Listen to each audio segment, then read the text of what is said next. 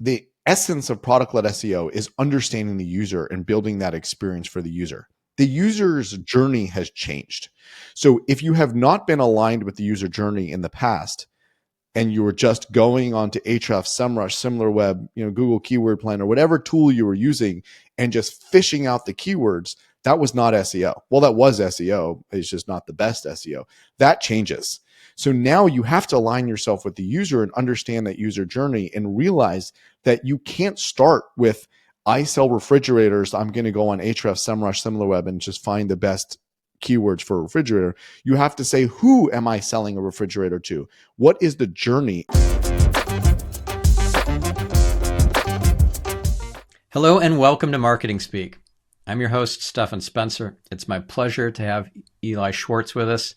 Eli is the author of Product-Led SEO. He's a growth consultant with more than a decade of experience driving successful SEO and growth programs for leading B2B and B2C companies. He helps clients like WordPress, Coinbase, Shutterstock, BlueNile, Quora, and Zendesk build and execute global SEO strategies that dramatically increase their organic visibility at scale. He also was a past guest on this show several years ago, so it's great to have you back, Eli. Thanks for coming. It's great to be here, Stephan. It's an honor. I love your podcast. You've always had the most fascinating guests, so it's an honor to be counted amongst them. Oh, well, thank you. What pops in your mind is the most interesting or inspiring guest you've ever heard on my show? Oh my gosh, you're making me dig so far back. You had a memory castle person many years ago. You had, I was just thinking of this the other day because I'm working on my taxes. So taxes in California are due on March 15th for my business, which is like earlier than April 15th, and there's no extensions you got to pay. And you had a guest that talked about stacking LLCs and never paying taxes. And it just like popped in my head last night. I was like, oh, I should like re-listen to that podcast and figure out how to stack LLCs and never pay taxes. And I was like, wait, that sounds like so much more work than actually just paying taxes. So maybe I'll just do what I'm supposed to. That's funny that you mentioned that because I did that for a number of years. You're just delaying the paying of the taxes. You're not actually getting out of paying taxes. So I had an LLC and I had a C Corp. And it was all this extra headache to maintain a separate C Corp and to have one company own the IP and the other company have the consulting and agency income. And then there was a licensing fee, an IP licensing fee, and then there was a consulting fee backwards, for my time so that the money could travel back and forth between the two companies. And it was just a hassle. And at one point I got a different accountant who said, what are you doing here? This is not actually really saving you any money. And you're paying the lawyers. Yeah, and you're opening yourself up for scrutiny because this smells fishy.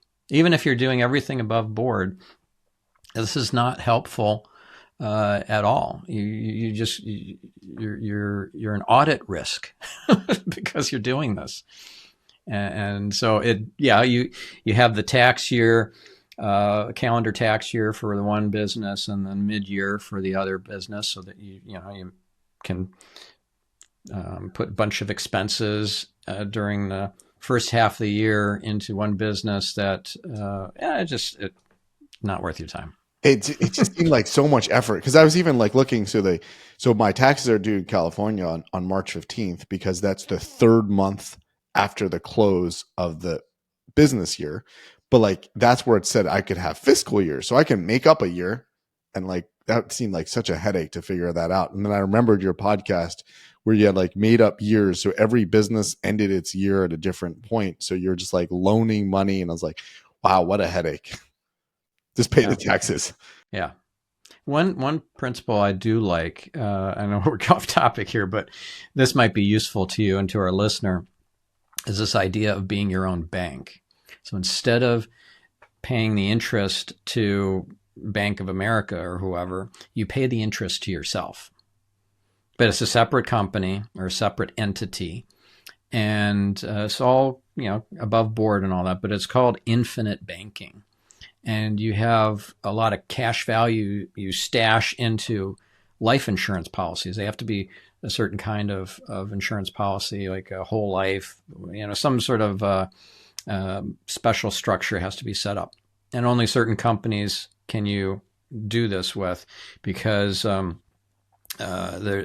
has to be a mutual insurance company that it's essentially owned by the people that are getting insured. So the insured are the owners. That's what a mutual insurance company is. And if it becomes a corporation where all the profits go to the shareholders, then this doesn't work. But if it's mutual and you set it up right with the right policy, like a whole life, blah, blah, blah, then you can be your own bank. You can borrow from yourself, and it's earning interest while it's sitting in there. And it's an interesting model that I've gone with, and I've been doing it for a number of years now, like probably a decade almost. And yeah, so if you check, there's a few episodes on Get Yourself Optimized on my other show about this, infinite banking. And yeah, let's see, the one episode that comes to mind that would be probably the go-to for this is Ray Petit, episode 32. And then Tom McPhee also spoke on that topic, which is episode 188. So I wouldn't waste your time with the other stuff of multiple companies, but yeah. You're stacking the LLC. Be your own bank. Okay, I'll check it out. All right, let's talk SEO. So how did you end up focusing so much on product-led SEO that you ended up making it a book? And I know we talked a bit about product-led SEO in your first interview here, so I don't want to, spend too much time rehashing stuff we've already talked about, but I do want to kind of set the stage here for some things. And so let's talk a little bit about product-led SEO and how that became a book. So one of the real catalysts for me thinking about SEO, well, a couple big ones, but one of the biggest catalysts for me thinking about SEO in a different way was I was working at SurveyMonkey. I was probably considering launching my own consultancy, but I wasn't doing it officially, and I was just moonlighting. And I met the CEO of a big company who was looking to replace their agency. And he asked me about SEO and how I would do SEO. And I gave him, the typical pitch. And then he says, so I'm going to put keywords in my title tags, and I'm going to write content with keywords, and then I'm going to internally link those pages, and then I'm going to build some backlinks. Is that what you're saying SEO is? And I could just do that in India or the Philippines or Indonesia or anywhere cheaper, and that's what you'll do. Why should I pay you? And I didn't have a really good answer to that. And I realized that within that process, there's not that much creativity. There's this is the best practices that have pretty much existed since Google started. There's ways to manipulate Google, and Google's gotten better at pushing back on the manipulation, but it's a very formulaic approach towards SEO. And there has to be something better. There has to be something that bigger companies do here that's not this formulaic approach. Amazon didn't become Amazon because they used better keywords or they built better backlinks. What am I saying? Amazon, obviously, there's other things Amazon does right, but their Amazon SEO was not because they built better keywords and backlinks. And then I thought about all these other businesses, and it really had me take a more holistic and higher view of what SEO looks like. And then that's where I stumbled upon this idea of it's a product. The product itself is the SEO. So in Amazon's case, the product is the e-commerce page. When you look for a camera, or you look for a new iPhone, or you look for a USB charger, you're not looking for a 1,000-word blog post that uses the word USB 32 times. You're not looking for a blog post that has really good high domain authority links. You're looking to buy that product. So what Amazon did was they built the e-commerce product landing page with the best SEO best practices in there, and that's their product. Now that works for e-commerce, but what did Zillow do? What did TripAdvisor do? And then what did I end up doing with all the companies I ended up working with? While I had a full-time job, I did it at SurveyMonkey, and then I moved on to these other companies. I built the product. I built the asset that the user is searching for when they do that query and serves the user intent. So that's really how I stumbled into product-led SEO. The other way I stumbled into it, like I said, there were multiple catalysts, was I did SEO the wrong way and I got penalized. And I discovered that, SEO is not meant to be a game of manipulation. It's meant to be something that serves the user. And when you over manipulate, then Google pushes back because Google wants to serve the user. And Google's ultimate goal is not global domination because they want global domination. Google's ultimate goal is shareholder value. They're a public company. And if they want global domination, it's because there's more shareholder value. And they don't get shareholder value by having a search engine that's easily manipulated and that users don't want to use. And yes, despite all the articles about how awful Google is and how awful the search is, we still use it and we still click the ads. So Google has to push back on this manipulation. And the way to really succeed in SEO is to align with Google's goal of serving the users.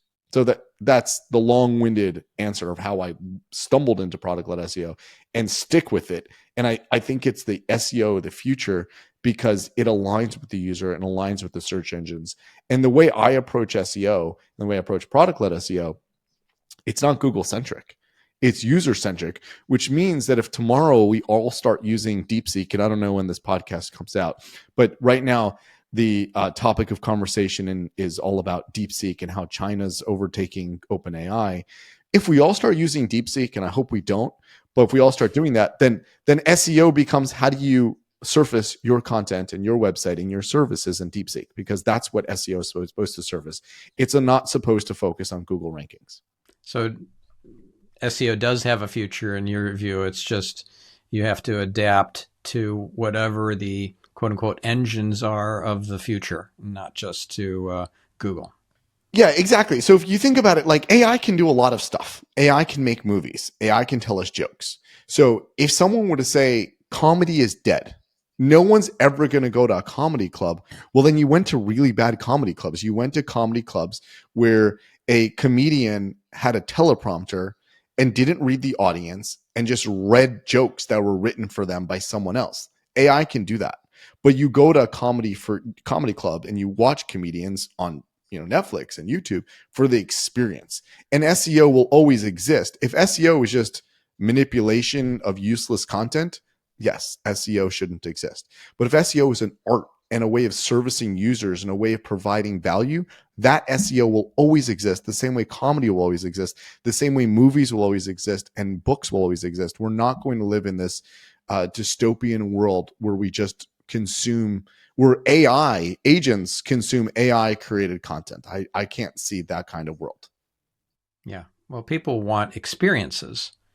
So if you don't provide an experience, you're just providing information. You're not actually solving the problem or doing the thing that the user ultimately wants. So if, let's say it's a book or let's say it's a movie, back in the day, movies were black and white, and even before that, they were without sound. So the talkies came, and then suddenly we had black and white with audio, and that was the new thing.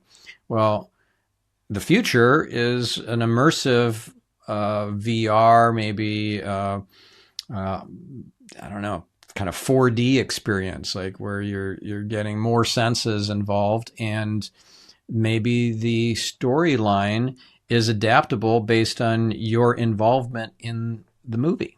So, I'm going to kind of do a choose your own adventure sort of thing here and go down this path, and then the characters do these things instead of these other things, which they would have done if you'd gone down the other path. That's still, a movie, but it's a movie of the future, and it provides an experience. Absolutely. So, and I think that the movies is a great place to really think about this. So SEO, let's say 20 years ago, which is basically the beginning of it, there were a very small number of people that really knew SEO, and there were a very small number of websites that could really own search, and a very small number of people that were making money off of search. The pie has gotten tremendously bigger. So the same goes with movies, where when you're talking those early black and white movies, there was one movie in that one movie theater in the town.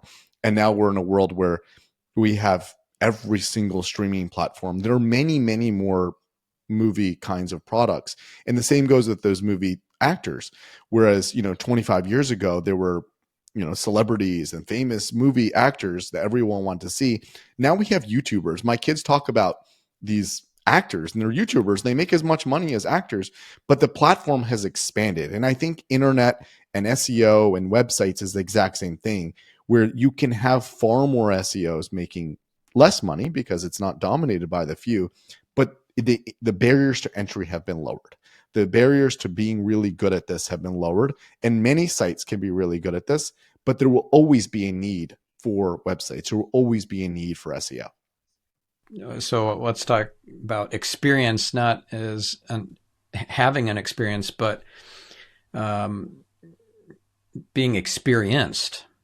And that's where AI falls very short, right? You can't find an AI that has ever weaved a basket or gone scuba diving or downhill skiing or represented itself in court. So if you're writing about these topics and you're using AI to generate those answers or blog posts or in-depth how-tos, that's fraught with problems.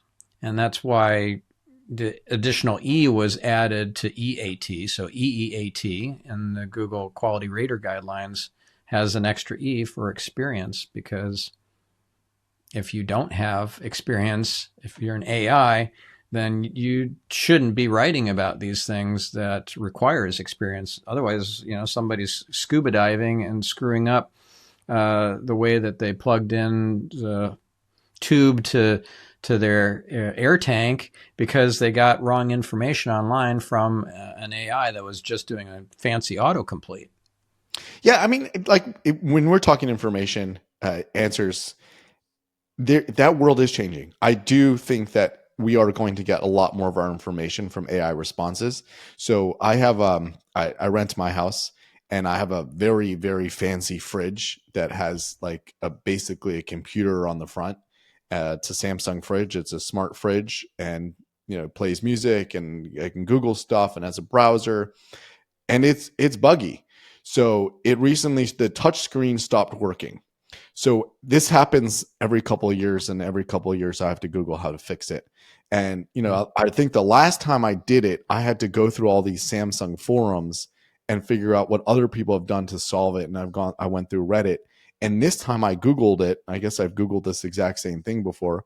And AI Overviews, which is Google's AI, just told me what to do. So it stole or read or learned from the content that was produced on Reddit and in the Samsung forums and gave me the correct answer.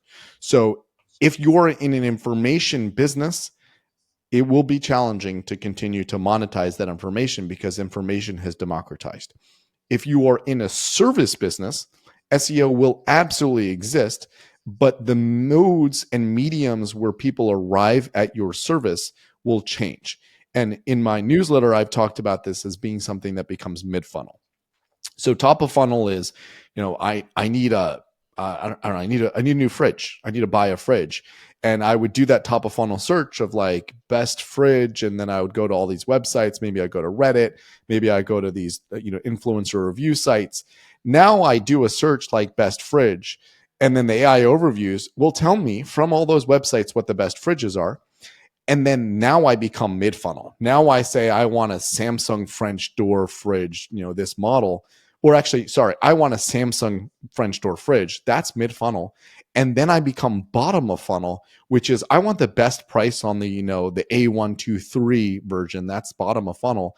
And that's where I may go to Best Buy, or I may go to Walmart or Home Depot. That's bottom of funnel. So SEO now moves to that mid-funnel because the top of funnel informational queries get answered by AI, which is commoditized information. And think about totally switching from products but into health. So a very common search query that is informational is health queries, which is I have this very strange backache, for example. And I would go on to Google and I would talk to Google about my backache, and I would get WebMD and I would get Healthline, and I would try to get this, diverse opinions so I could decide whether I need to go to the hospital or I need to call a doctor or I just need to take Advil. Now AI can just say, oh, just, lay down or stop staring at your computer so much. And that information is commoditized and democratized that AI can just give that away. What AI can't do for me is it can't give me the Advil. I need to go buy that from a site. It can't bring me to a doctor. A doctor has to do all that. So that's where, again, information can be answered by AI, but mid-funnel becomes the dominant place where SEO can surface those doctors, can surface the places to buy a prescription, can surface a massage table or whatever it is that would treat the thing I discovered from the top of the funnel search queries. So how does our listener, take advantage of this market disruption? So if they're like, just doing the regular old SEO, they're skating to where the puck already is instead of skating to where the puck is going to be, which is, the Wayne Gretzky quote, roughly.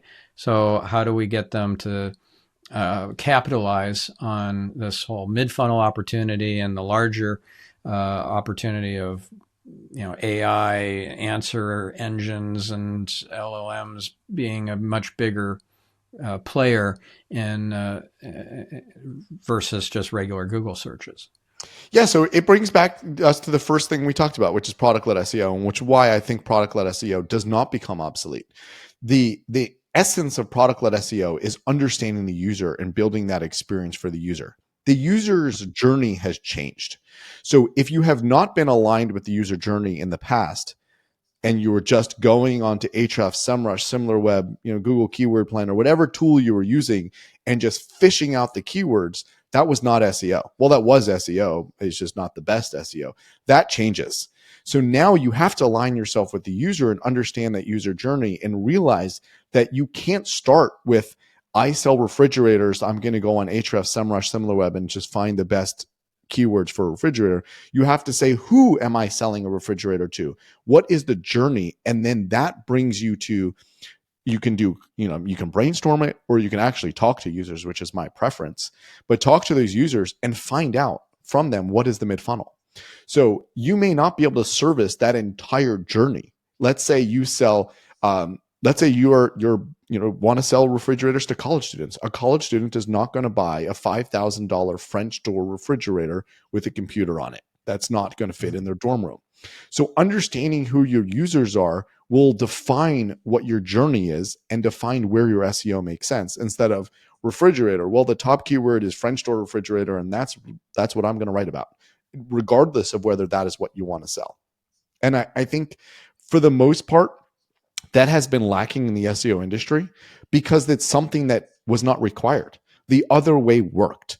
It worked to say, what is the top keyword? I will insert that all over my website and I will buy links for it, or not buy. I will obtain links. Maybe you. I will earn them through merit. I will earn them through merit, but that worked. But I think that it's not that links cease to work. It works for that other thing. It just ceases to work for the user journey because that user's in a different place. So yes, if it was just a generic refrigerator query, the person or website with the best links might rank for a generic refrigerator query, but we're not going to do generic queries anymore. We have conversations with AI. Like, that's not a single word. Like, earlier in my SEO career, I optimized for single words. Like the company I worked for, we optimized for the word cars. And we ranked on it. We were, in the top 5 for the word cars.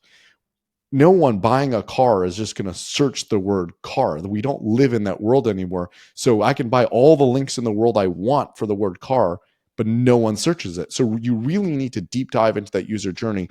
And I think it's been lacking in the SEO world to understand the user. And I know, it's cool to say, oh, I do user-focused SEO, and we're supposed to say that, but we don't really. Many businesses don't really do user focuses at all because they weren't required to. And I think the best businesses succeed by doing that.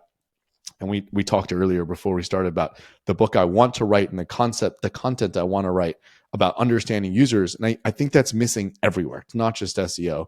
We're companies create products for their own problems. They create services for their own needs without really getting into the minds of users and understanding users. And I always think back, it's not so relevant now, but I think back to this course I took in college, and it was I think it was a marketing course, and it talked about a car company. I couldn't even find it. I was trying to get the actual story, so maybe it's made up in my textbook, but a car company that was making a car that was primarily sold to women. The women were the major buyers of this car. So a product manager or an engineer made all the engineers wear long nails as they designed this car, so they would experience what it's like with longer nails pressing buttons or opening the glove compartment, and they would design for the ultimate buyer.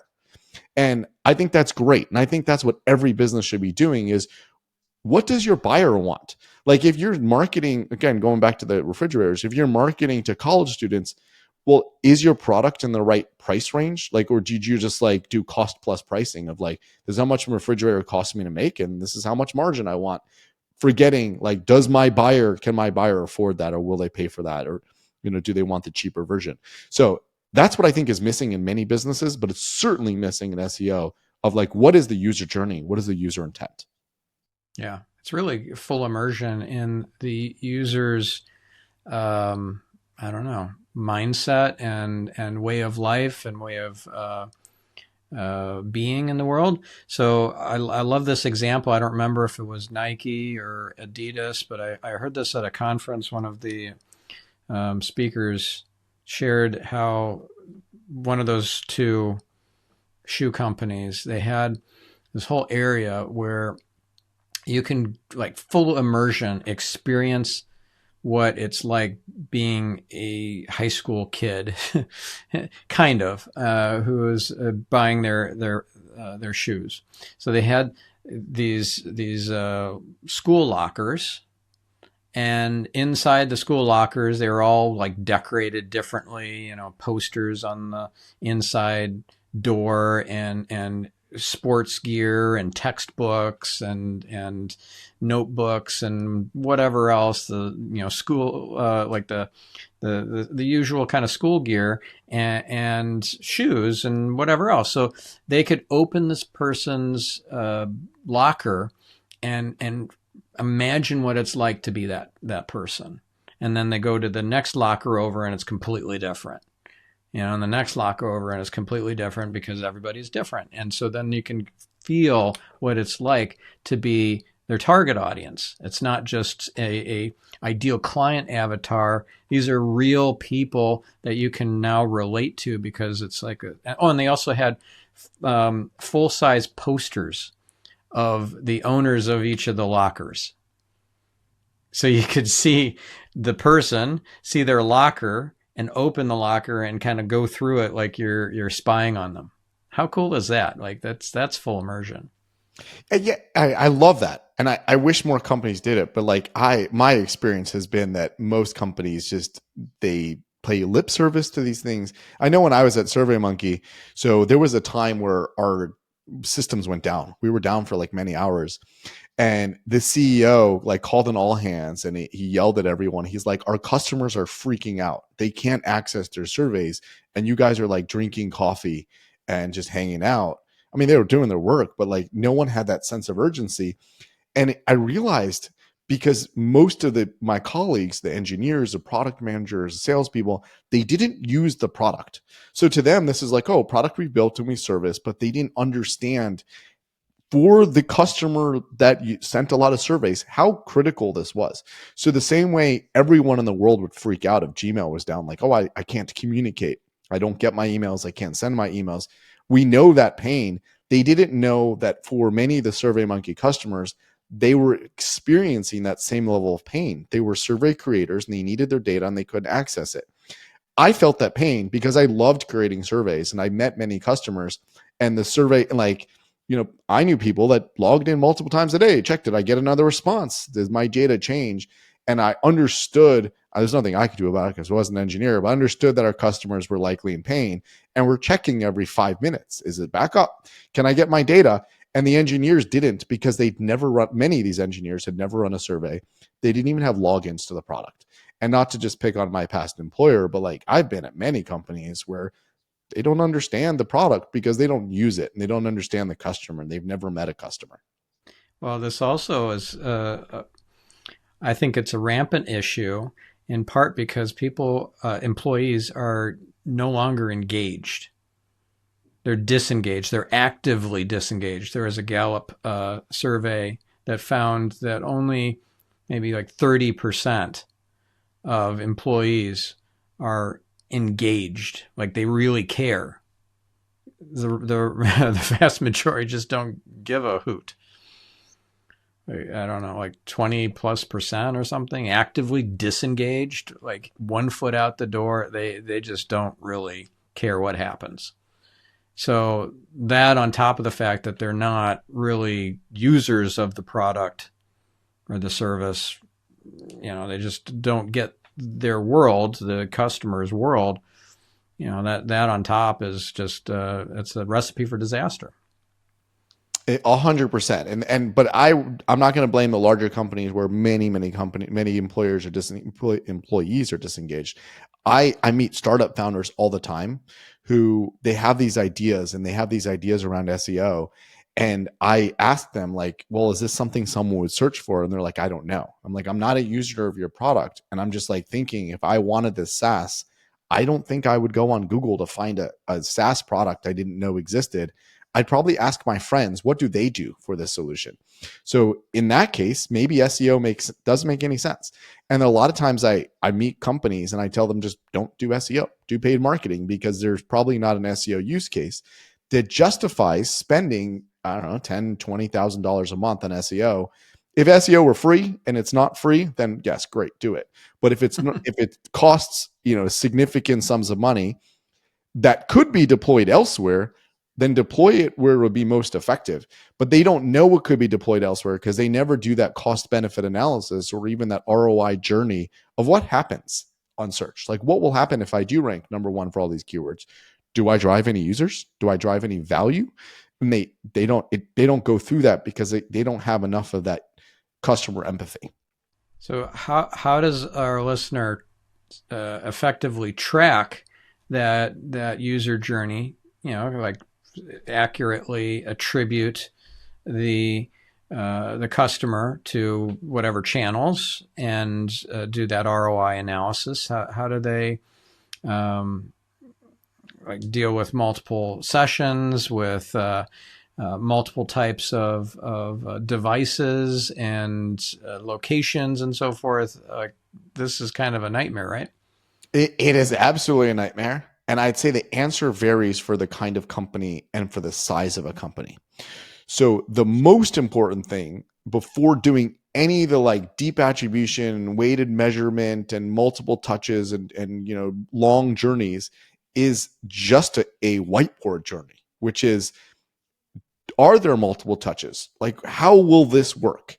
Will someone Google this or will they not Google it? Does it all begin with word of mouth? They ask their friends and then they Google to follow up. And then you could try to, calculate just, manually, does this matter? Does SEO matter in this journey? And try to give it some sort of value.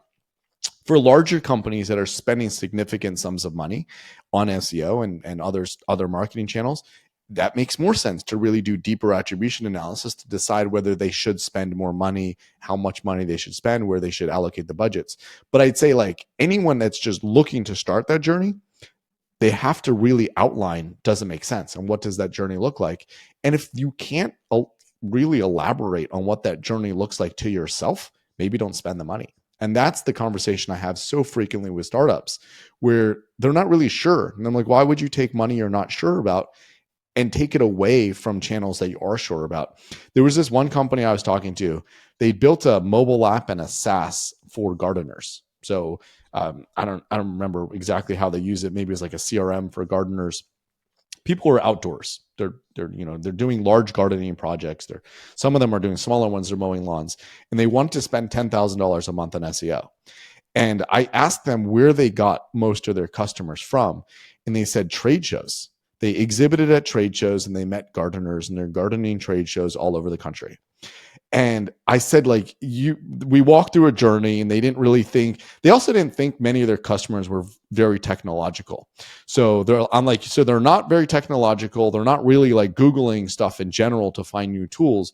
Why would you spend money on a channel you're very unsure about and take money from a channel that you are very sure about, which is trade shows? Spend more money going to more trade shows, having more booths, meeting more potential customers and converting those customers. And maybe when your business is in a better place where you could say, well, I can afford, $20,000 a month, $50,000 a month to try this SEO thing to work. If it works out, then do that. But why do that early on?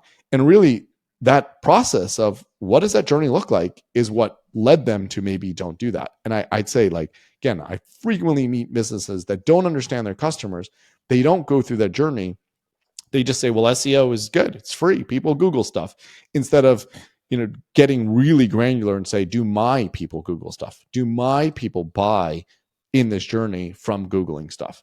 And again, that journey changes. So I know I'm picking on Google, but do my people ChatGPT stuff and click links and then buy stuff? Like, that is a question that has to be answered before you go and spend the money. Yeah. And if you can't connect the dots, but you have like a little, I don't know, user study or something, a focus group or some survey or something where you're able to estimate the value for the piece that is trackable, and then you can extrapolate. And the example I'm thinking of here is this one's from Mike Moran. He was working at IBM for doing SEO for them, and he explained that the webinars drove real value, but they didn't know how much value, because a consulting gig for IBM might be worth millions of dollars, but it's a lot of offline back and forth and schmoozing and so forth. And the webinar might just get the person into the system, but then, they kind of lose track of them, or they come in through another channel and that channel gets the sale. So what he did was a study to find out that roughly, let's say $50 was the value of somebody signing up for a webinar. So they were able to spend a certain amount of money on SEO and paid search and paid social and whatever to drive webinar signups, because they knew each one was roughly worth about $50. Yep. And I think it's different for companies like IBM than it is for startups. So years ago, I interviewed at Google for an SEO job at Google Cloud. And I had a lot of back and forth during this interview. I didn't really want the job, so I was more candid with my questions to the hiring managers. And I was very curious why they cared so much about SEO, because multiple reasons. Obviously, it's Google, so I figured there was like someone they could call at Google to take care of things for them. Google says they don't do that, but I find that very hard to believe, that you can't just like meet someone at the cafeteria and just say, hey, like, what do I do here? And they can give you answers. Obviously, they're supposed to be firewalls and they can't officially make a request. But like, if I can get Google advice from Googlers who just, say, hey, that we think the algo works like this, there's no way that someone surrounded by tens of thousands of Googlers can't get that same advice. So first, I was so curious why they cared so much to like hire an SEO manager with experience. And then the second thing, I was just curious why they thought SEO was a part of their journey. They sell a product that cost, their most important customer pays millions of dollars, and they only had two competitors. They have Microsoft and Amazon. And I didn't think there was anybody in the world that was going to buy Google without first doing a bake-off with their competitors. Should we be a Google shop? Should we be an Amazon shop? Should we be a Microsoft shop? I just didn't think anyone was going to Google and then find Google Cloud at number one and just plunk down a credit card for a couple $1 million a year. So I was very curious why they thought like that. They were very curious why I thought to even ask them those questions. They were very into ranking on some super obscure keywords like cloud services, which again didn't make any sense to me, that someone plunked down money and be like, Google's number one for cloud services. I'm going to ignore the fact that Microsoft's number two and Amazon's number three, or actually Google is not number one, which is why they wanted to hire for SEO. But either way, after like not getting great answers to my questions, I realized there didn't need to be answers for my questions. They spend $1 billion a year on marketing or whatever it is that they spend. Who cares if they waste $1 million on SEO. No one's chasing that money. They do a lot of stuff to acquire, like, I don't know, they sponsor trains and they sponsor planes and they do billboards and they do TV ads. Like, SEO is a drop in the bucket, so why not hire an SEO manager? So if you're IBM or you're Google or you're Microsoft, go spend the money. You don't need to track attribution. You'll probably never know. The same way you'll never know exactly what that TV ad does for you. Like, you can measure and you can have levels of confidence, and I don't know, your brand marketers listening to the podcast are going to send you angry emails and saying, we know how much every dollar works. And there's just no way. It doesn't track the way digital does. So, but again, if you're a big company, do it, right? But like, if you're a small company and $100,000 a year on SEO could be better spent on an engineer for an entire year or on paid marketing that returns 2 to 1 on every dollar, you should know. You should have that level of confidence. So did they give you an offer? Did they want to hire you? No, they did a hiring freeze. I've interviewed at Google a bunch of times, and it always ends up in like, oh, sorry, hiring freeze. Oh, they changed the title. Oh, the hiring manager has left. I did get real close one time, but I'm glad I never worked at Google. I think you and I probably agree that the universe has good ideas and plans, and it works the way it's supposed to work. You were not supposed to work at Google. I think I'm better off for it, but it was an interesting experience to like peek under the hood there. Yeah, that's cool. So let's say somebody is making money off of affiliate marketing. They're like an affiliate site owner, and they probably have gotten hit in recent times from things like the helpful content update, which isn't so helpful, and core updates and so forth. What would you advise an affiliate site owner to do to kind of retool or focus on, pivot in some fashion? So I empathize with affiliate sites. I began my digital marketing career on the affiliate side. I was working for a company as an affiliate manager. So I worked with a lot of affiliates who made a lot of money in the grayer areas of digital marketing. And many of them were creative and they uncovered these grayer areas and were able to make a lot of money.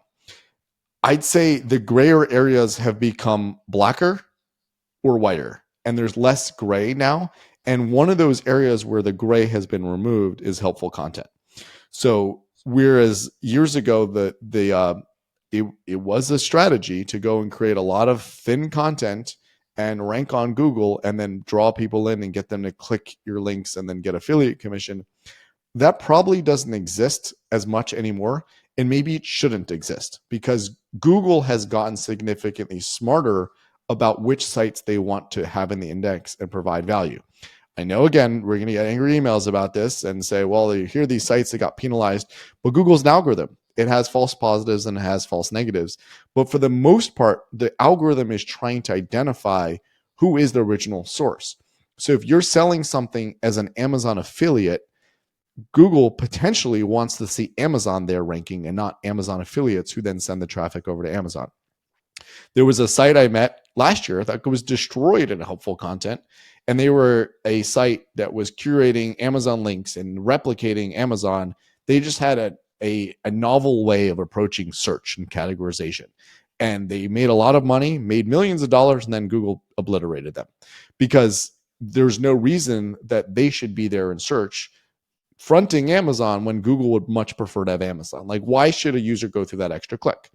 So to the affiliate that has had that experience, I would say the same thing I said to that Amazon front site, which is figure out how you can provide value that is not a grayer area and is not just a layer on top of a source, whether it's Amazon or whether you're a travel site sending traffic over to Booking, or even if you're a casino site, which is very challenging in order to rank on Google.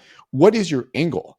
Like, you can be a casino site and you can show people how to make money on those casino sites in some novel, creative way that you have identified, and you can share your expertise and then send people over to the casino site.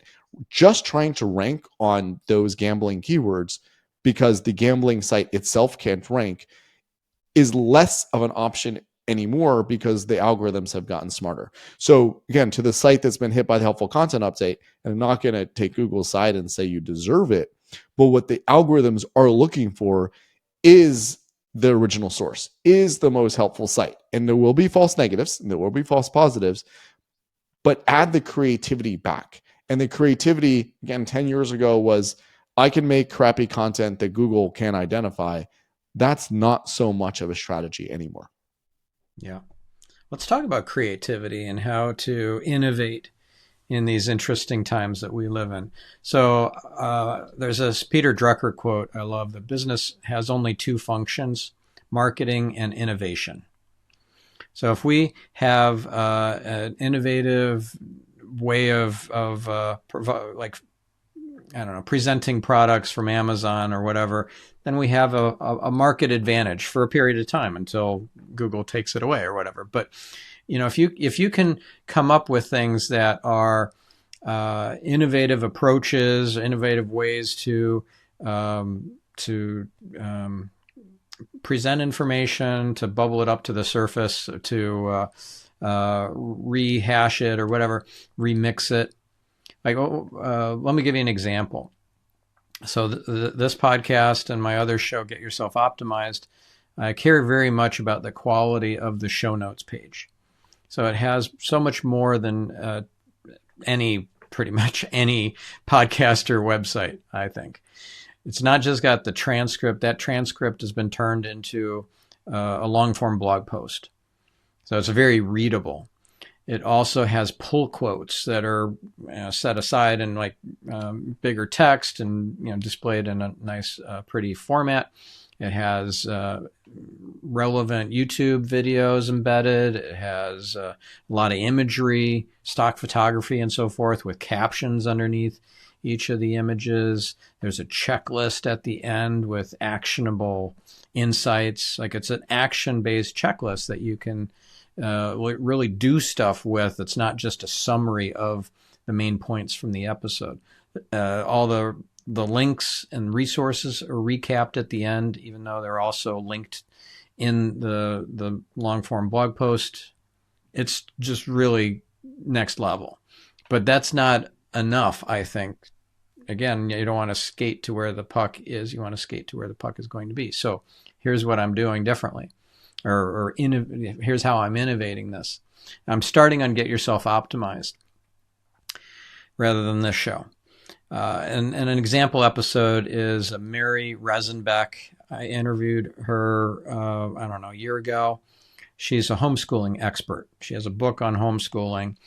And I thought, wouldn't it be cool to create video courses, 3 modules with a workbook, with quizzes and, whatever else that you normally get from an online course website. What if that's just a bonus, an add-on to the episode? And it was in the voice, ideally, of the podcast guest. So Mary is narrating it, but it's not actually Mary. It's an AI clone version of her voice, right? So using 11 Labs. And then it's a video course. So it's got lots of B-roll and it's got captions and all that. It looks like an engaging online course that you would want to watch, and it's maybe an hour long or 45 minutes long. It's not just a rehash of the episode. It's actually a full-blown educational course on, let's say, the introduction to homeschooling, everything you need to know about homeschooling if you're interested in homeschooling your kid, based on the episode, plus filling in the gaps. And it's all generated through LLMs. And so the video scripts, the course outlines, the quiz questions and answers, all of that workbook material, etc., is all generated through AI. And so I'm starting to do that. And Mary's episode is one of the first kind of prototype examples. So I'll include a video embed of one of the modules and a link to that on in this episode's show notes. But that's an example of innovation. Like, you got to think differently and do stuff that really is remarkable. Like Seth Godin's definition of remarkable, worthy of remark. So what would be an example or two of that kind of innovation for our listeners, so they have several examples? Yeah, and I love that you talk about how you're using show notes, because this is something that, again, old way of doing SEO would be, oh, look, I can produce content because content is expensive in some way or another. So like Google doesn't know content. So I'm going to take video content and I'm just going to produce a transcript, and look, it's words, it will rank. And there was a time where that did work. And now if you take a couple steps back and you put yourself in Google's shoes and say, why would that matter? Why should a transcript rank in search just because it has words? Like, how is that valuable to users? But if you can innovate and make make the show notes and make the transcript valuable, so it has information and it can teach you something, and it's not just, a transcript, then there's value. But again, it has to be like, actually, what would a user want? What would Google want? What is valuable? What is something that someone would want from this, instead of, oh, it's words and it's cheap words. It's free words, essentially. The words have been spoken, and now I've created content out of the spoken word into written word. And again, that used to work. And just to point out, like, this is, I think, a crucial kind of, to tie back to what you were saying earlier about the user and usability of this information. Like, it's got to be valuable and it's got to be usable. So an example of that in my show notes is the table of contents kind of summary at the beginning, after the little intro part in the show notes, like the written part, is kind of like a table of contents with an important addition of a timestamp next to each bullet.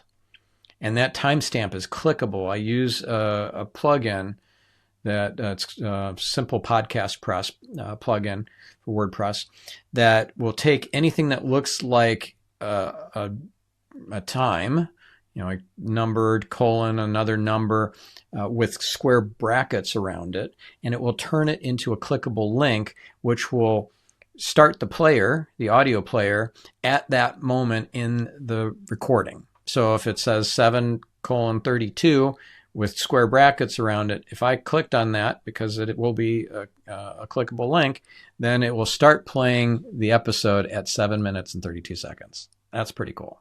That is very cool. I'd say that there's some other things I've seen. So like Lenny Rachitsky, Lenny's podcast, he, I don't think he made this. I think someone else made it, but they made a tool. It's not an SEO friendly tool. So whoever made it, if you're listening, make it SEO friendly. But they listened to every podcast, or they crawled every podcast, and they extracted all the books that were mentioned on the podcast. So Lenny, in all his podcasts, he asks what your favorite books are, 3 favorite books. So every single podcast has books. And then this person built a book curated list from all the podcasts. And now it's actually, I think it's an affiliate site. You can go and buy the books from Amazon. See, that's valuable, right? So like, that is not just taking show notes and saying, oh, this is words spoken, but this is like, hey, these are the votes. This is the person who recommended this book. Here's the list. I'm giving you the votes and the endorsement from this person. That makes sense as an affiliate site. And again, the site isn't SEO friendly, so they don't have to worry about helpful content. I think they're invisible. But there are ways you can do those things. Like, let's say software is recommended, or you want it, like, I shared about that experience interviewing at Google. You could build a layer of like, what's it like interviewing at various companies based on your podcast guests. You can talk about what is it, how do you get into marketing? That's something you and I talked about at the beginning of this podcast. Like, how did I start Product-Led SEO? I know many of your other guests have shared like how they ended up in this journey. And I listened to a few of your recent podcasts, like Tom Shipley, how he started his journey in marketing, and Jason Hennessy, how they started his journey in marketing. That could become not a transcript of, my podcast or Jason's podcast or Tom's podcast, but a overarching, how do you start a journey in marketing? And you, Stephan, can write your opinions on how someone should start their journey. And then you can populate it with those pieces, the transcripts, like the precise words that were mentioned on that. And that is not just here's a transcript, but it's a piece of information. How do you start based on top 10 marketers from your podcast? How do you start a journey? Maybe it ranks on search, maybe it doesn't, but that is still a valuable piece of content. Yeah. Well, that gets my my little gray cells going about what I could do to really take all the book recommendations that I've given in episodes and that my guests have given. One thing we do is that's nice is in the show notes.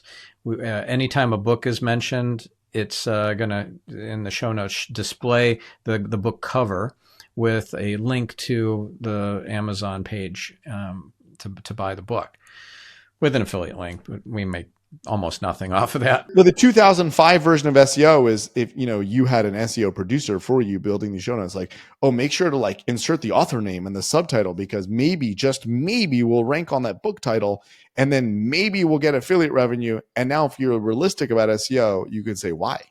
Out of all the websites in the world that have mentioned, I don't know, Never Split the Difference, which is a book you've talked about a lot on your podcast. Yeah. Why?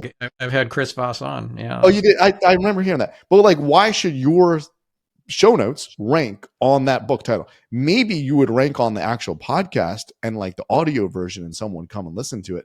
But, maybe it's on Spotify's website. And from your perspective, who cares whether they come to your website or Spotify's site or Apple's site from search and then listen to your podcast? But like, why would you rank on the book title? And the 2005 version, again, is like, well, insert all those keywords. And the 2025 is, well, is that the best use of SEO? Yep. Yeah. There's really profound, provocative questions. And yeah, so if just to like connect some dots here for what I might do next to innovate on all these book recommendations, I might create a I don't know, some sort of curated master list of all the books with my take on it and on each book, because a lot of the books will be recommended from guests. And then I could, what else could I do to innovate on that? Oh, you know what? This is something I've already done. It's kind of a version of this, but not for books. I have created a favorite things page. So you go on getyourselfoptimized.com and you click on favorite things. It's kind of like Oprah's favorite things. You know how she does that every year? So whatever gets featured in her favorite things, they sell out and like takes the company to a whole other level and so forth. So not that my favorite things picks are going to like reach a new level of growth because they're on my list here, but it's a nice to have, because if, let's say, I've tried some sort of biohacking device, or I use a supplement regularly or whatever, and I want to feature it on the favorite things, then you can go to that page and you can see all this cool stuff that is not really that commonly known about things like how to source, I don't know, spring water that is legit from real springs and comes in big glass bottles, and you don't have to drink from the tap or drink from plastic bottles, that sort of thing. Well, I'll push back on your things because I can't see the search volume for Stephan's things. Forgive me, but I don't. Yes, that wasn't an SEO strategy. That was. I have a different idea for you. I don't watch a lot of TV, but when I want to watch TV or a show, I'm picky. I want to watch the best thing because I'm not going to get into shows and spend hours every night watching a show. So I Google for things like what's the best real life drama, or what's the top shows on HBO or Netflix. That is a huge market of people looking for shows that go beyond the recommenders in Netflix and beyond the recommenders in HBO and Hulu and all that. So there are many websites that cater to this, like the top shows leaving Netflix, the top shows coming to Netflix. But you know what? There is no site that I know of that says the top shows that marketers watch, the top shows where digital marketing is mentioned. Now, is that a big of a space as like real life dramas or horror movies? No, absolutely not. But that's a niche that when you take steps back and you try to be innovative and creative, it's a niche. And could you create a category? Could you say, wow, look at all this traffic I get from marketers? Well, maybe you can do one for designers, and maybe you can do one for product managers, and maybe you can do, right? So like you just think about the road you go down, and it becomes programmatic because you're taking feeds from Netflix and HBO. Maybe you're incorporating some AI and listening out for what popular shows are, and you go to other podcasts and find other shows. And you can do product-led SEO because it's the product people are looking for. I'm looking for a show that mentions SEO. There are many shows that mentioned SEO. I'm looking for a show that talks about product managers. There's a renewed interest in the show Silicon Valley, which is an awesome show, and I recommend that you put it on your first SEO marketing list, right? But like, there's renewed interest because the founder of DeepSeek has been using clips of his name was Jin Yang in the Silicon Valley show. I don't know his real actor's name, but he's using clips to promote DeepSeek and himself. So there are shows, right? There is a genre of people looking for this, and you can make a programmatic way to surface this. And the best thing is you're now an affiliate site. You're an affiliate site of Hulu, an affiliate for Netflix, and you are providing helpful content. So it's not that Google just will hate it because it's affiliate. It is a new angle and a new approach that provides new and creative, helpful information that is a product and is product-led SEO, and you don't need to write out manual reviews of every single show because that exists. You're doing a programmatic feed and a product feed of everything that's useful. So I think we've closed that gap there of bringing how like you can be an affiliate and bringing how you can do show notes and all that together. But I think there is something there. Maybe it's not massive, but that is an angle. Yeah, I like that. That's getting my creative juices going. Thinking about like on Get Yourself Optimized, I could have a best shows on Netflix and other streaming platforms, best movies that are kind of the positive side of disclosure, right? Because you have stuff about, I don't know, like multiple universes, the multiverse, and about multiple timelines. And some of it's quite dark and dystopian and godless. Like the Marvel stuff is really not good. Like, I can't believe I wasted all this time watching the Loki series.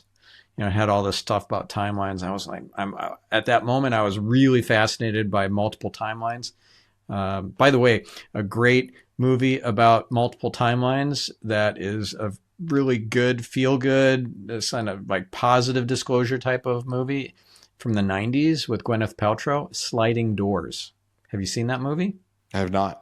Oh, it's a good one. Yeah, she either catches the train or she misses it, and she has a completely different life just based on the fact she caught that train or she didn't catch it, and it follows both timelines. So so that's pretty fun movie. Another one that pops in my mind that isn't about specifically timelines, but it's about like. I don't know, awakening and like this illusion we live in called reality. And it's from, I think, also the 90s. It's Pleasantville. Did you ever see that movie? I have not. I've seen trailers for it. Yeah. So it's black and white, and then slowly it starts turning into color, and certain people turn color first, and everybody else is black and white, and it's a metaphor, and it's a really powerful, like metaphysical metaphor.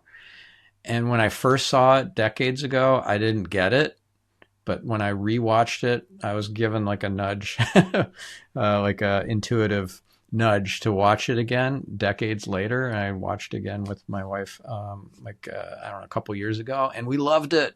And we got so much profound insight from it. So if I were to create like a big list and expound on each of these movies and shows of why they should invest their time and which ones they should avoid, like the Loki show, like the Everything Everywhere All at Once. Oh, that is a dark movie, like about multiple universes and stuff that, there's little bits of truth in there, but it's got so much darkness in there. It's just, it drags down your your vibration, it's just not good. There's a concept in Judaism called Shmirat Einayim. I'm probably mispronouncing it, but it means protecting the eyes. Do you know about this concept? Yep. Yeah. Do you want to explain it? No, you go for it. I want to hear your metaphysical way of explaining. Okay. So basically, you protect your eyes from seeing things that will lower your vibration, will disconnect you from receiving messages from above and being, connected to your higher power. So if you're thinking about really lewd stuff because you watched a really, lewd or R-rated, sexual innuendo kind of movie, then that lowers your vibration, and it's not good for you. It's not good for your soul. If you watch a really bloody, violent movie, it's like some of these action movies are just so gratuitously violent. They just throw all this stuff in there that is so unnecessary, and it just makes you feel bad, but you don't realize it. You're not consciously realizing how it's affecting your connection. So I avoid all that garbage. It's like eating Twinkies or something. I don't want it. I don't want that in my system. So that's my explanation for Shemirat Einayim, but what's yours? No, much deeper. I didn't actually know any of that around the how it upsets that whole metaphysical. That's why I was curious to you. I just thought you just watch your eyes and make sure you don't see anything bad. Yeah, there are in Israel, where I'm recording this. There are separate beaches for men, separate beaches for women, and they have big walls separating them so that they don't see the other sex with their bathing suits on for modesty. Now, a lot of people don't buy into that, and so it's a small percentage of the total population that's going to those segregated beaches. Most people just go to the regular beaches. But if you are careful to avert your eyes when you say you're happily married, and you avert your eyes when you see scantily clad women on the beach or at the gym when you're working out, that's good for your soul, and that's good for your relationship. So why wouldn't you do that? Yeah, we're off on all sorts of side topics here. Yeah, but thank you for that suggestion. I love that. I'm excited to create a little resource area on getyourselfoptimized.com for that. It's all about adding value. I just Googled and someone actually did make a list on IMDb for movies that mention SEO, but he is an SEO, and he wrote descriptions of the list and inserted his backlink to his SEO agency in the UK. So other than this one spammer who did it on IMDb, and I can't imagine it adds a ton of clients to him, maybe the backlink helps, but no one's done this, right? Yeah. That kind of misses the point. Okay. But that's okay. I love this Joe Polish quote. Joe, that episode on marketing speak on the show of Joe is so good. I highly recommend our listener listen to that episode. But anyways, one of my favorite quotes from Joe is, sometimes people are in our lives just to be a bad example. That's great. Yeah. So that guy, don't do what he did on IMDb. You can do better, but you're either going to learn by doing the stuff, making the mistakes, screwing things up yourself, or you can learn it, through someone else's mistakes, and then you avoid getting your hands dirty. Yeah, and that works for me. And one of the best sources of my leads for my SEO consulting is companies that have hired SEO agencies that don't produce any value. They only produce deliverables. They buy them links that don't do anything, because links probably don't matter if you don't understand your user. And they produce a lot of content that just creates traffic, but not revenue. And then I have a different approach towards SEO, which doesn't resonate as easily with many companies, but they have to try that other way. And then they come to me and then they say, well, we've got this agency, we pay them $1 million, but we don't see any value. We got traffic. Our traffic has spiked up. Is there another way we could go about doing SEO? Or we've read your book. Could that work for us? And it may work or may not work, but it is helpful they already have that background of trying another way. Good stuff. Well, I know you add a ton of value.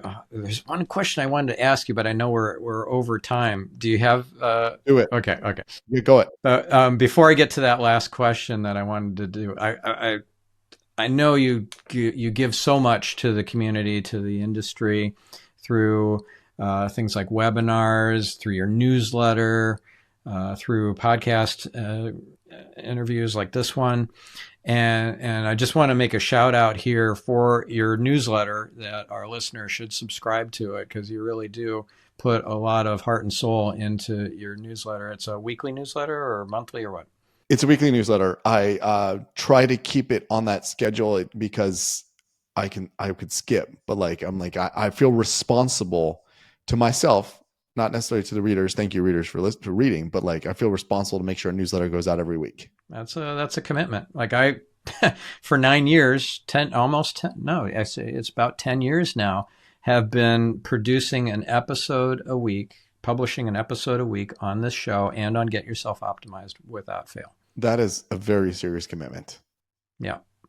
But you're also committed with your newsletter. So good for you. And how does somebody subscribe to it? Product-Led So that's the name of my book. That's the website I have. And then if you go there, that is a newsletter, and you'll get a pop-up that will tell you to subscribe, or you can bookmark it and go read it without subscribing. Yeah. Awesome. Okay. So this is the last question I wanted to ask you, and it has nothing to do with SEO, but I know that you post this probably once a year on your LinkedIn and maybe other social platforms. And you publish it on September 11th. And you have a really powerful story to share about 9/11 that I think would be great for our listener to hear, if you're open to it. Yeah, no, absolutely. I actually recently went to the 9/11 museum, and it wasn't traumatic. I mean, I knew everything there, but it really brought back the physical memories of that day. The reason I posted on my LinkedIn every year isn't, the person I post a business card of a person I was friendly with, but this is, what are we at? 24 years ago, right? 23 years ago. And I wasn't a close friend, but the reason I posted is because it was an extremely traumatic event, and it changed everything about America. We went to war because of it. We take off our shoes when we go on planes because of it. And I want to remember it. And I think it's important that we remember all the people that died and how much the world has changed. And when I think about everything I've gone through in life, I've gone through a lot of traumatic events. That was one of the more traumatic ones. And I've lost people I've been close with. I've lost, my grandparents have passed away. So all that, but this is one that I think we need to remember. America needs to remember, the world needs to remember, because it's a terrorist attack and it changed the world, and it showed us that evil can be delivered to our doorstep. So that's why I post it, not because this is an event that really changed me. I think it's an event that changed the world, and it should be remembered more than never forget and flags at half mast. But the story was, I was working. I didn't start my career as a marketer. I had not actually gone to college at the time. I wanted to work in the stock market because I'd watched, going back to the movies, a bunch of movies about people getting rich in the stock market. And it seemed like a very legitimate way to make a lot of money fast. And I want to do the stock market, and I want to make money on Wall Street and, become a billionaire. I was 18 years old and went to Wall Street, and I got my first job on Wall Street I was a runner in the New York Stock Exchange. Basically indentured servitude. I would literally run. I would bring tickets from one place to another that had orders, and I had to get lunch and I had to get coffee, and I got paid very little, but it was a real job, and I had a badge. And the stock market. And you got exercise. I got a ton of exercise. I had so much back pain from standing on my feet for the entire trading day. But it was exciting, and I was, around interesting people, and, celebrities go down to the floor of the stock exchange to ring the bell, and I, met tons of celebrities. The Yankees won the World Series, and the Yankees would come ring the bell. It was cool. It was cool to be in a place like that. Again, pre 9/11 wasn't that secure. So it was like that was a secure place, but it was fun to be there. And then I lost that job because I was terrible at the job. So I got fired, and that was awful. So I wanted to stay in that area. And then I had some other jobs in finance. And then I got a job because, again, I was desperate to stay in finance. I'm giving the really long winded version that I never post on LinkedIn, but I want to stay in finance. So I got a job in a boiler room. And again, another movie recommendation for anyone. This movie is like 20 years old. I don't know how old it is, but it's a movie called Boiler Room, which is about a company pitching stocks that were kind of fake and fake money. And I think everyone went to jail. But it's a good movie. Strongly recommend it. They should remake it because it's been sold. So I got a job in a boiler room, like exactly like that movie. The name of the company rhymed with another name of a company that sounded more legit. There were people at the boiler room I was working for that weren't allowed to use their actual names because their actual names were banned from trading stocks. So they used the names of other people on the phones who were not banned from trading stocks. And those people would, when the documents came in, the real people would sign the documents, but the people on the phone would introduce themselves as other people because they were good at sales and the legal people were not as good. So it was precisely a boiler room.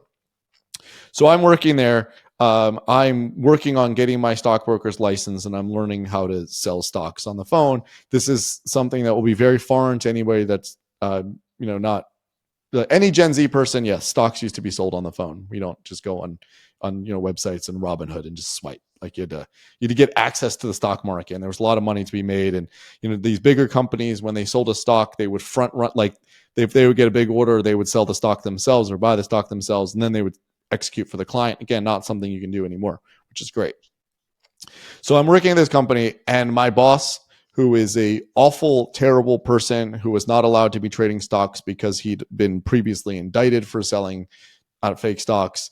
He was a terrible person. He was cheating on his girlfriend, cheating on multiple girlfriends, and he was a terrible person.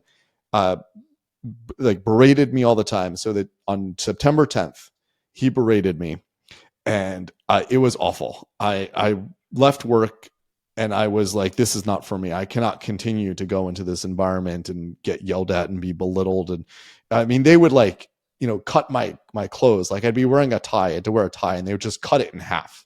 Like, now go get another tie. Like terrible, terrible people. So on September 10th, I don't remember what it was, but I was berated more than usual. And I went home and I was like, these people are terrible. I never want to go back to work again. On September 11th, I woke up as I always did at 6 a.m. to take the train. I woke up, going to go to work. I'd gotten over the previous day's experience, and took a shower and I got dressed. And then I thought about it, and I was like, you know what? I haven't taken a day off in a really long time. I work for some terrible human beings. I'm not going to work today. I'm just not going to go. I'm not sick. I'm just not going to go to work today. And I went back to sleep.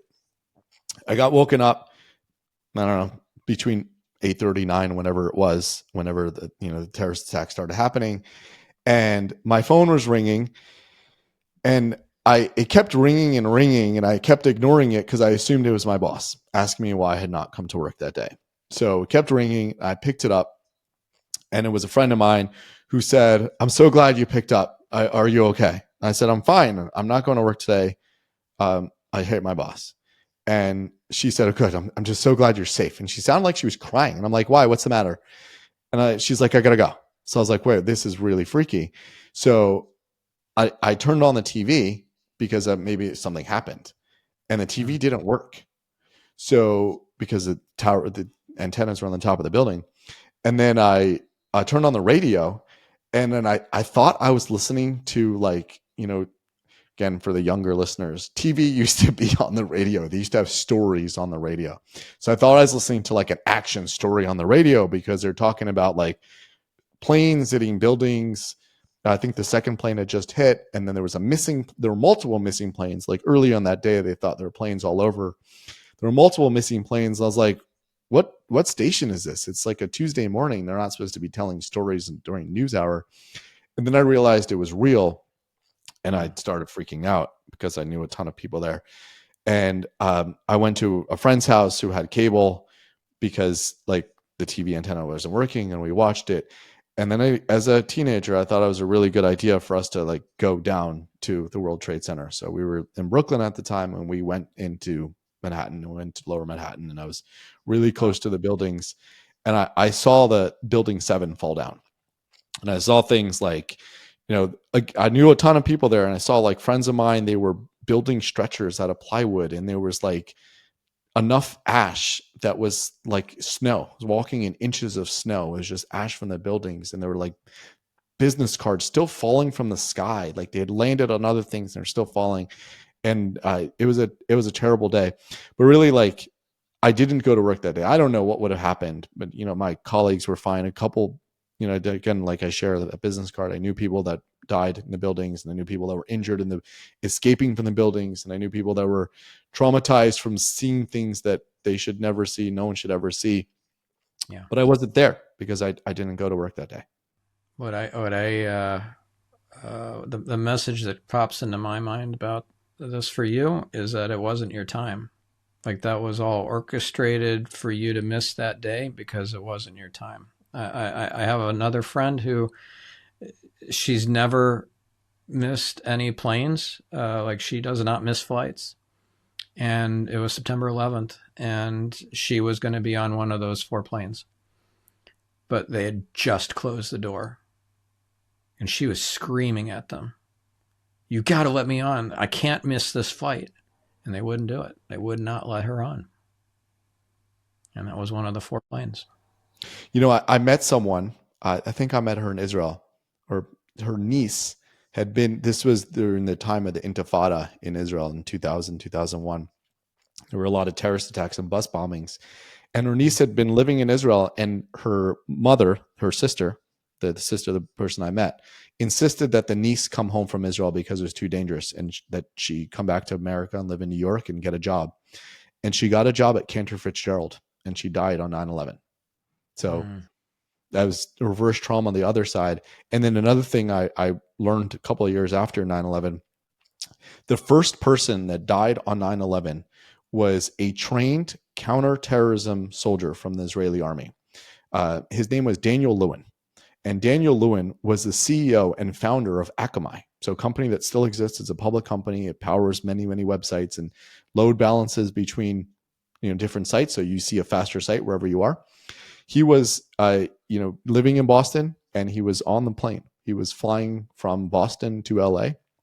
And the reason they say he was the first person to die on 9/11 was because he was sitting in first class, and he was sitting behind 2 terrorists and in front of the terrorist that became the pilot. And they think, again, they don't know, they think he stood up when he saw what was happening. He was a trained counterterrorism soldier, and he tried to stop it, and the terrorist behind him just killed him. And they know he died before the plane crashed because he was on an American Airlines plane, and the flight attendant had called, and I actually heard the calls in the 9/11 museum in New York. Flight attendant said the plane's been hijacked, and a passenger in first class has been stabbed and killed. So they think they don't know. They think it was him. And the thoughts of like, wow, what if we would have had police on the planes? Or what if all these things, you had someone who was trained to take out multiple people, by hand, and he was there, and nothing changed. So, for anybody curious, Daniel Lewin is on Wikipedia. There's articles about him from MIT. He's the founder of Akamai. So fascinating story.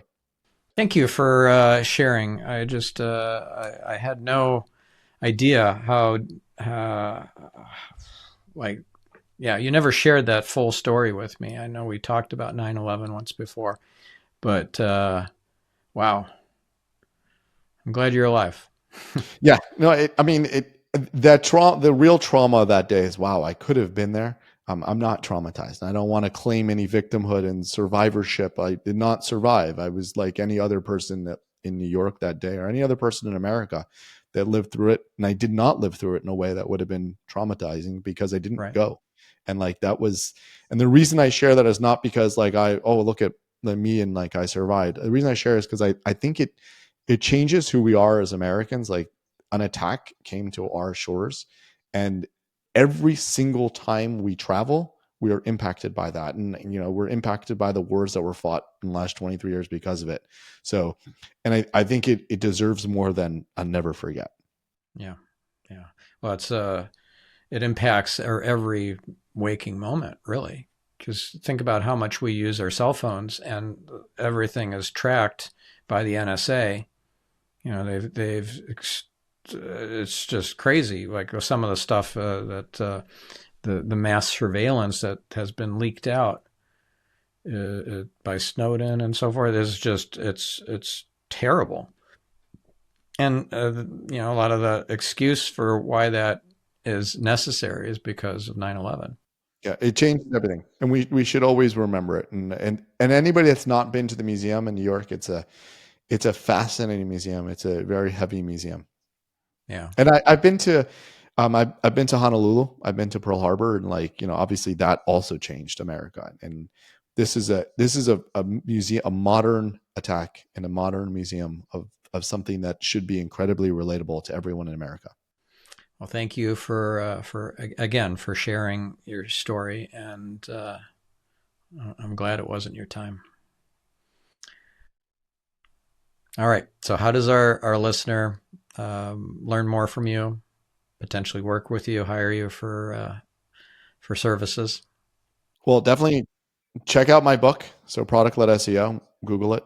It's on Amazon. You can buy from an affiliate. I don't care. It's Amazon's money. And you can read my newsletter, productledseo.com, and find me on LinkedIn. Thank you, Eli. And thank you, listener. I appreciate sticking around till the very end of this longer than usual episode. So have a fantastic week. I'm your host, Stephan Spencer, signing off.